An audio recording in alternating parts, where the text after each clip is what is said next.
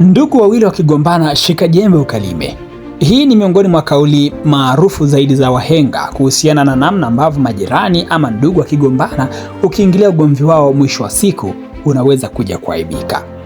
Ahmed Ally na Ali Shabani Kamwe, maafisa habari wa vilabu kongwe nchini Tanzania Simba na Yanga, wameanzisha mechi ya dabi ya Kariakoo ya watani wa jadi ambayo itakuwa inachezwa kwa mashabiki wa timu hizo.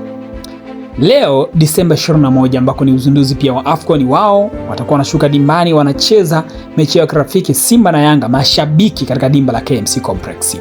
Ziko tamo nyingi sana ambazo zimekuwa zikizungumzwa kabla mchezo mwenyewe, lakini achana na mchezo, hili lenyewe la mechi yenyewe hii ya watani wa jadi kwa mashabiki ambayo imeasisiwa ina faida lukuki, ikiwemo kuwaunganisha mashabiki, kuwafanya kuwa wamoja, kutengeneza utani wa jadi wenye asilia, kutengeneza mapenzi, urafiki, undugu, kufahamiana, pamoja na kufunguliana fursa mbalimbali za kibiashara, kiuchumi na hata kijamii.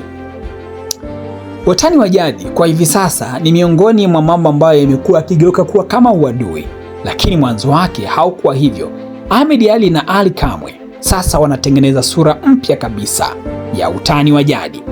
Je, unafikiri ukiendelezwa utani wa aina hii hadi kwa mashabiki, nini kinaweza kuzaliwa kilicho bora zaidi cha kuwaunganisha?